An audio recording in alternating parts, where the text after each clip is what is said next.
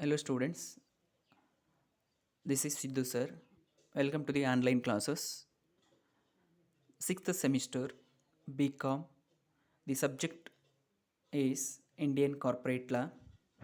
This Indian Corporate Law consists of 6 units.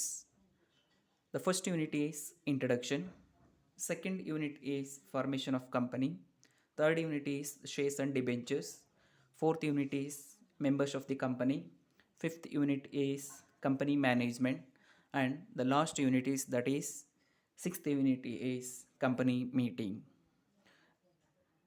Let us start with the first unit, that is Introduction. In this subject, in this unit, you will learn introductions to Indian Companies Act, meaning and definitions of joint stock company, features of joint stock company, different classifications of joint stock company, differences between private company and public company, doctrine of corporate wealth, etc. These are the content included in the first unit, that is unit introduction.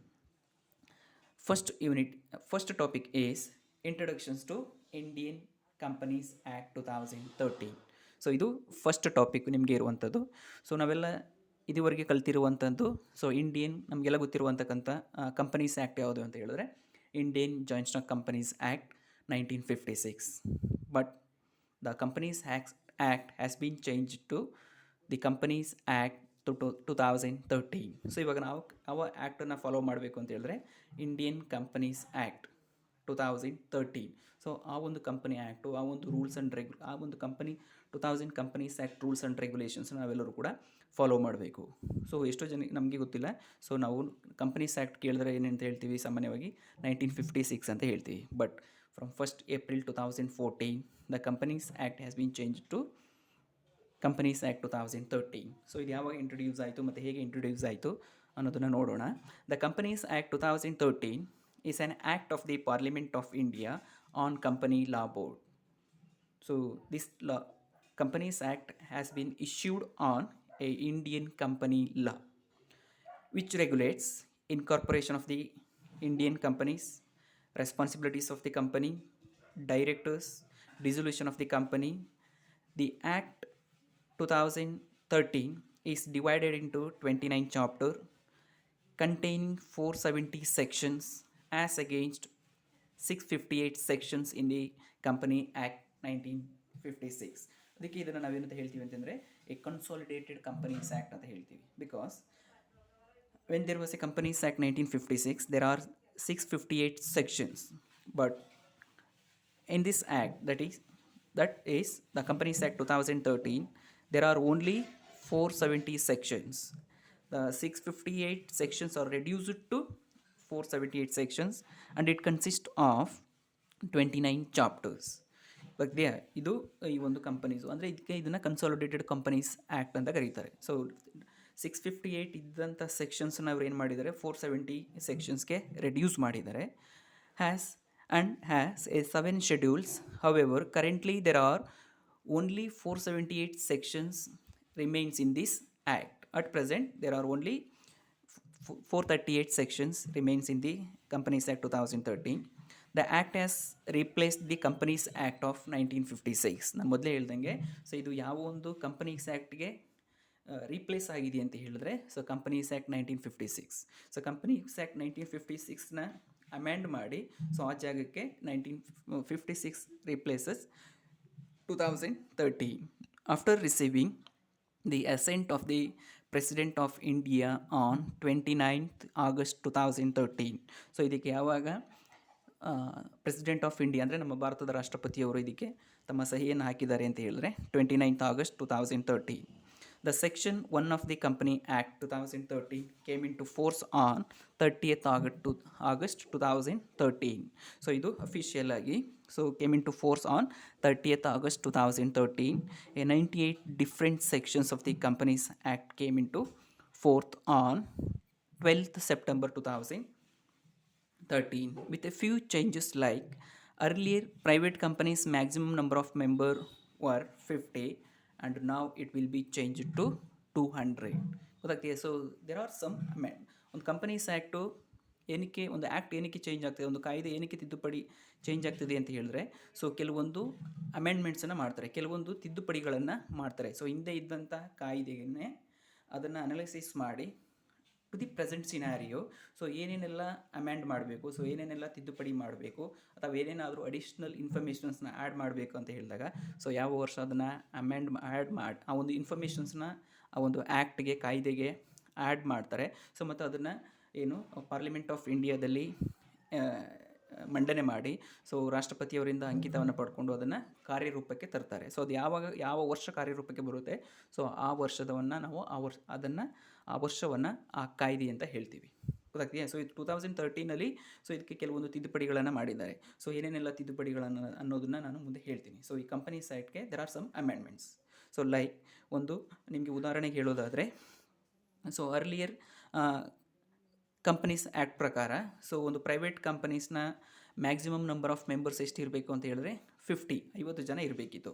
But in companies act 2013 ಒಂದು minimum ಒಂದು private ಕಂಪನಿಯಲ್ಲಿ minimum number of members maximum number of members ಎಷ್ಟಿರಬೇಕು ಅಂತ ಹೇಳಿದ್ರೆ 200 ಇರಬೇಕು. But companies act 1956 ಒಂದು private ಕಂಪನಿಯಲ್ಲಿ minimum number of members ಇರಬೇಕಾಗಿದ್ದು 50. ಆದರೆ ಕಂಪನೀಸ್ ಆ್ಯಕ್ಟ್ 2013 ಪ್ರಕಾರ the maximum number of members in the private company is 200.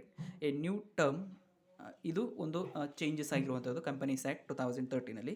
Next one more changes ಆಗಿದೆ ಏನು ಅಂತ ಹೇಳಿದ್ರೆ, a new term 1 person company ಅಂತ ಹೇಳ್ತಾರೆ. So 1 person company, if there is a 1 person in a company, he can execute the company, he can run the business. So one person, one company. So before it was not there. So in Companies Act 1956 1 person ಕಂಪನಿ ಇರಲಿಲ್ಲ.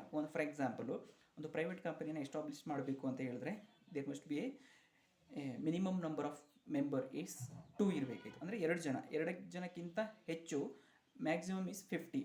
But in case of companies act 2013, so 1 person company ಅಂತ ಹೇಳ್ತಾರೆ. That is ಅದನ್ನು ನಾವು short ಫಾರ್ಮಲ್ಲಿ OPC ಅಂತ ಹೇಳ್ತೀವಿ.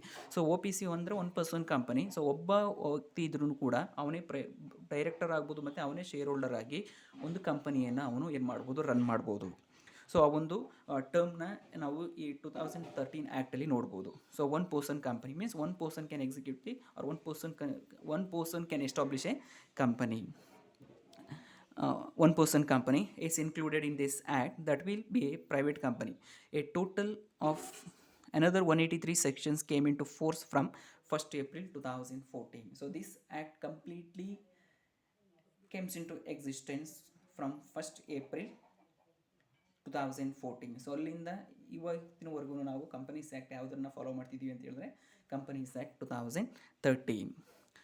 There are some new concepts are introduced under the Companies Act 2013. So ಈ 2013 ಅಮೆಂಡ್ಮೆಂಟ್ ಪ್ರಕಾರ, ಸೊ 2013 Companies Act ಅಲ್ಲಿ, so there are some new concepts were added to the Companies Act. That is, I already told, 1 person company, women directors. So women directors ಅಂತ ಹೇಳಿದ್ರೆ, so ನಾವು companies act 1956 ನೋಡಬೇಕಾದಂಥ ಸಂದರ್ಭದಲ್ಲಿ, so ಅಲ್ಲಿ ಯಾವುದೇ ಒಂದು company board of ಡೈರೆಕ್ಟರ್ಸಲ್ಲಿ ಎಲ್ಲರೂ ಕೂಡ ಮೇಲ್ ಡೈರೆಕ್ಟರ್ಸೇ ಇರ್ತಿದ್ರು. ಸೊ ಅಲ್ಲಿ there is no compulsion of female directors in the a team of directors. So ಒಂದು ಟೀಮ್ ಆಫ್ ಡೈರೆಕ್ಟರ್ಸಲ್ಲಿ ಫೀಮೇಲ್ ಡೈರೆಕ್ಟರ್ ಇರಬೇಕಂತ ಯಾವುದೇ ರೀತಿಯ ಒಂದು ಮ್ಯಾಂಡೇಟ್ರಿ ಇರಲಿಲ್ಲ, ಕಂಪಲ್ಸರಿ ಇರಲಿಲ್ಲ. But in companies act 2013, in a board of directors there should be a minimum 1 women directors, ಅದು ಇರಬೇಕಂತ ಹೇಳ್ತಿದ್ದಾರೆ. ಸೊ ಒಂದು ಬೋರ್ಡ್ ಆಫ್ ಡೈರೆಕ್ಟರ್ಸ್ ಟೀಮಲ್ಲಿ ಸೊ ಒಬ್ಬರಾದ್ರೂ ಕೂಡ ಎ ವುಮೆನ್ ಡೈರೆಕ್ಟರ್ ಇರಬೇಕು, ಮಹಿಳಾ ನಿರ್ದೇಶಕರು ಆ ಒಂದು ನಿರ್ದೇಶಕರ ಮಂಡಳಿಯಲ್ಲಿ ಇರಬೇಕು ಅಂತ ಕಂಪನೀಸ್ ಆ್ಯಕ್ಟ್ ಹೇಳ್ತದೆ. ಬಟ್ ಇದು 1956 ಕಂಪನೀಸ್ ಆ್ಯಕ್ಟಲ್ಲಿ ಇದು ಕಂಪಲ್ಸರಿ ಇರಲಿಲ್ಲ. ಇನ್ 2013 ಆ್ಯಕ್ಟಲ್ಲಿ ಇಟ್ ಈಸ್ ಮ್ಯಾಂಡೇಟ್ರಿ. ಕಂಪಲ್ಸರಿಲಿ in a team of board of directors there should be at least 1 female directors ಇರಬೇಕು ಅಂತ ಹೇಳ್ತಾರೆ. Next a corporate social responsibility. So companies act 1956 corporate social responsibility it left to the company.